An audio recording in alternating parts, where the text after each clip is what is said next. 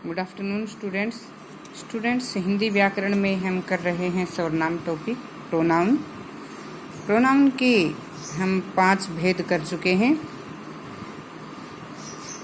पुरुषवाचक सर्वनाम, निश्चयवाचक सर्वनाम, अनिश्चयवाचक सर्वनाम, संबंधवाचक सर्वनाम। अगला है प्रश्नवाचक सर्वनाम, इंट्रोगेटिव प्रोनाउन, जो अब हम कर रहे हैं। प्रश्नवाचक सर्वनाम किसे कहते हैं? जिस सर्वनाम शब्दों का प्रयोग किसी व्यक्ति, वस्तु या स्थान के विषय में प्रश्न करने के लिए किया जाता है। जैसे कि नाम से ही पता लगता है, प्रश्नवाचक, प्रश्न किया जाता है। प्रश्न किसी व्यक्ति, वस्तु या स्थान के विषय में प्रश्न करने के लिए जिस सर्वनाम शब्दों का प्रयोग किया जाता है, जिन सर्वनाम शब्दों का प्रयोग किया जाता है, उन्हें प्रश्नवाचक सर्वनाम कहते हैं। जैसे क्या डब्बे में क्या रखा है? क्या एक ये प्रश्न, क्या, कौन, किसके लिए, कहाँ। डब्बे में क्या रखा है? कौन, बाहर कौन खड़ा है? किसके लिए? यह उपहार किसके लिए है? तो ये सब क्या है? क्या, कौन, किसके लिए क्या है? प्रश्नवाचक सर्वनाम। जिन सर्वनाम शब्दों का प्रयोग किसी व्यक्ति, वस्तु या स्थान के विषय में प्रश्न करने के लिए किया जाता है, उन्हें प्रश्नवाचक सर्वनाम कहते हैं। अगला पॉइंट हमारा क्या था? निजवाचक सर्वनाम।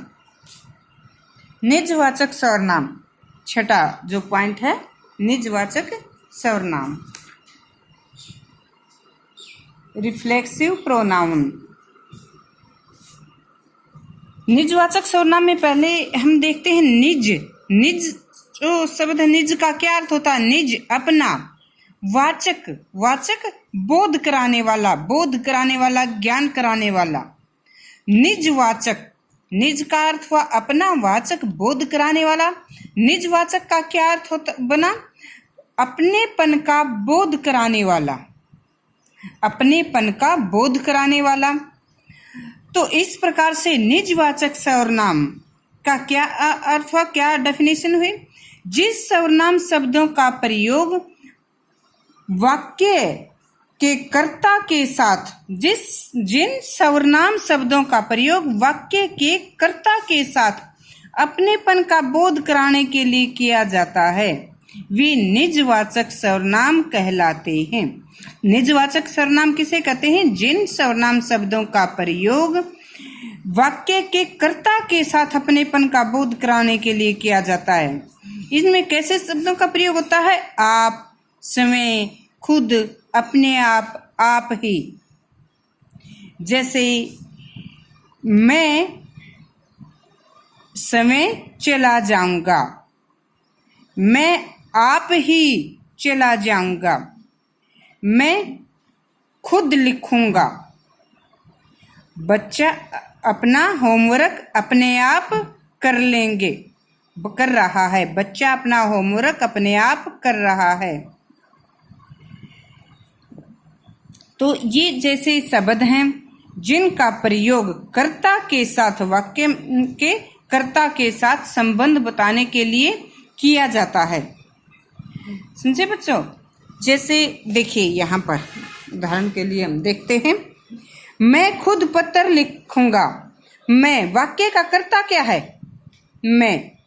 खुद शब्द जो है, ये मैं के साथ इसका संबंध बताता है।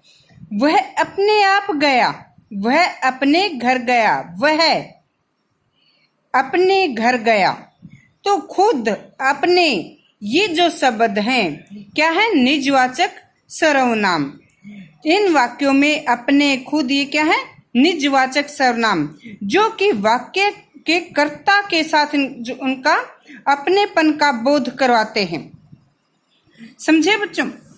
अब हम आगे देखते हैं आप जो शब्द, आप शब्द है, ये आपने देखा होगा पीछे जो हमने किया था ना, पुरुषवाचक सर्वनाम, पर्सनल प्रोनाउन के में जो सेकंड पर्सन में भी इसका प्रयोग हुआ था। कहाँ हुआ था? पुरुषवाचक सर्वनाम में मध्य पुरुष में हुआ था ना। जहाँ पर तुम, मध्यम पुरुष में तुम, तुम्हारा, तुम्हारे लिए, तो तुम को आदर सूचक शब्द तुम का क्या है? आप। आदर और सम्मान के लिए जैसे इसमें तुम के स्थान पर आप शब्द का प्रयोग किया जाता है, जैसे आप आइए।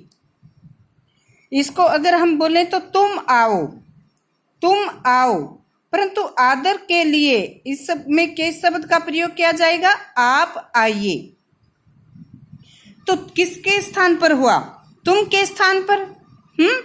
तुम के स्थान पर, यहाँ पर जैसे तुम के स्थान पर आप शब्द का प्रयोग हुआ, आप आइए। ठीक है बच्चों, तुम के स्थान पर आप शब्द का प्रयोग किया ना, किसके लिए? आदर के लिए। तुम जो है ये एक वचन में है, आप बहुवचन में है, तो यहाँ पर हमने तुम के लिए आप शब्द का प्रयोग किया है। लेकिन यहाँ पर मैं यह प्रश्न आप हल करूँगा, यहाँ पर जो आप शब्द ये आया है आप, मैं यह प्रश्न आप हल करूँगा। ऊपर हम देखते हैं आप आइए। इन दोनों में क्या अंतर है? क्या अंतर है इन दोनों में? हम देखते हैं आप आइए। आप आइए जो शब्द है, तो वाक्य में जो इसका प्रयोग हुआ है ये किसके लिए? आदर और सम्मान के लिए। ये आदर और सम्मान के लिए है। जबकि मैं यह प्रश्न आप हल करूँगा, इसमें यह कर्ता के साथ इसका अपनेपन का बोध होता है। ये क्या है? निजवाचक सर्वनाम। ये निजवाचक सर्वनाम है। इसमें वाक्य में आप शब्द का प्रयोग निजवाचक सर्वनाम के रूप में होता है। तो आप शब्द का प्रयोग पुरुषवाचक और निजवाचक दोनों ही सर्वनाम में होता है। फिर भी इन दोनों में अंतर है।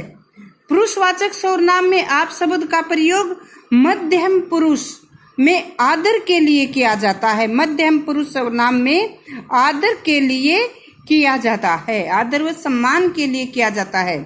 जबकि निजवाचक सर्वनाम में आप जो शब्द है इसका प्रयोग किसके लिए किया जाता है? स्वयं। इसका प्रयोग समय के अर्थ के रूप में किया जाता है। मैं यह प्रश्न आप हल कर लूंगा, मैं समय हल कर लूंगा, अपने आपके लिए इसका प्रयोग किया जाता है। यह निजवाचक सर्वनाम है। पुरुषवाचक सर्वनाम में आप एक वचन में ही होते हैं। जैसे कि आप आइए को अगर हम ये कहें तुम आओ, तुम आओ, तुम एक वचन है, आप बहुवचन हैं। तो पुरुषवाचक में आप एक वचन में होते हुए भी बहुवचन में इसका प्रयोग किया जाता है। आप आइए, आप बहुवचन शब्द है, तो एक वचन जो शब्द होते हैं उनके स्थान पर इसका प्रयोग आदर के लिए किया जाता है। ये बहुवचन में है, तो इसके साथ हमेशा बहुवचन की क्रिया का प्रयोग किया जाता है। परंतु निजवाचक में आप शब्द का प्रयोग दोनों ही वचनों में किया जाता है। तो यहाँ पर ये इनमें अंतर होता है। ठीक है बच्चों, तो इसके साथ हमने सर्वनाम के सभी भेद किए हैं। अब हम इनके एक मुख्य पॉइंट हम देखते हैं बच्चों। देखें, सर्वनाम शब्दों में विशेष बात हमने क्या देखी है? सर्वनाम शब्दों में संबोधन कारक नहीं होते।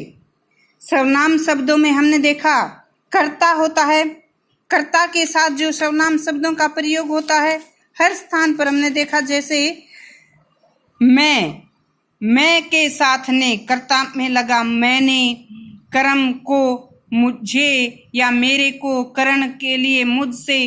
तो कर्ता, कर्म, करण, संप्रदान, आपादान, संबंध, अधिकरण। हम देखते हैं पुरुषवाचक सर्वनाम में भी, उत्तम पुरुष में भी, जैसे मैं के साथ कर्ता, कर्म, करण, संप्रदान, आपादान, संबंध, अधिकरण। मुझसे, मुझ पर, मेरा, मेरी, मेरे। इसी प्रकार से हम देखते हैं इसमें मध्यम पुरुष में भी तुमसे, तूने, तुमको, तुम्हारे लिए, आपादान, संबंध, मतलब सभी कारकों का प्रयोग होता है। इसी प्रकार से हम आगे देखते हैं निश्चयवाचक सर्वनाम में अगर हम देखते हैं यह है, वह है, यह वह में भी कर्ता में वह का ने बना, कर्म, उसको, करण, उससे, संप्रदान, आपादान, संबंध, अधिकरण, सभी में इनका प्रयोग होता है बच्चों।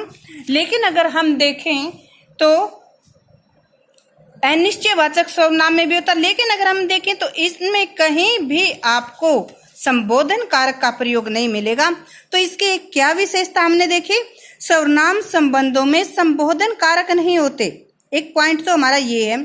दूसरा, सर्वनाम शब्दों में लिंग के कारण इस पर कोई प्रभाव नहीं पड़ता। वह है, वह जाता है, वह जाती है। ये नहीं है ना कि अगर पुल्लिंग है तो वह जाता है और अगर स्त्रीलिंग है तो वह का वही हुआ, नहीं, वह का वह ही रहेगा। तो लिंग का भी इस पर कोई प्रभाव नहीं पड़ता। सर्वनाम शब्दों को हम विकारी तो नहीं कह सकते क्योंकि इनमें लिंग के अनुसार तो कोई परिवर्तन नहीं होता, लेकिन यहाँ पर वचन के अनुसार परिवर्तन होते हैं। वह जा रहा है, एक वचन, वे जा रहे हैं, बहुवचन में वह का क्या हो जाएगा, वे जा रहे हैं, बहुवचन। इसी प्रकार से अगला हम देखते हैं, सर्वनाम शब्दों में कारकों के कारण भी परिवर्तन होते हैं। जैसे उसने पाठ पढ़ा, उसके द्वारा पाठ पढ़ा गया। तो ये जो पॉइंट हैं जो कि सर्वनाम शब्दों की जैसे विशेषताएं बताई हैं, जैसे अभी बताया था निजवाचक सर्वनाम में आदर व सम्मान प्रकट करने के लिए एक वचन के स्थान पर बहुवचन का प्रयोग होता है। जैसे तुम आओ, तुम एक वचन है लेकिन हम उसे आदर देने के लिए क्या कहेंगे, आप आइए। आप शब्द बहुवचन है लेकिन एक वचन के स्थान पर इसका प्रयोग हम करते हैं। जैसे कि शिवाजी वीर थे, शिवाजी एक वचन है, वीर थे, थे का प्रयोग क्यों, उनका सम्मान करने के लिए। यहाँ पर इन्हें सर्वनाम शब्द बहुवचन है जिनका प्रयोग शिवाजी को आदर देने के लिए किया जाता है। तो इस प्रकार से आप जो सर्वनाम निजवाचक और पुरुषवाचक दोनों में इसका प्रयोग किया जाता है। तो इसके साथ ही स्टूडेंट्स हमने सर्वनाम शब्द के सभी भेद कर लिए हैं। आप भी इनको ध्यान से पढ़ेंगे और करेंगे। धन्यवाद।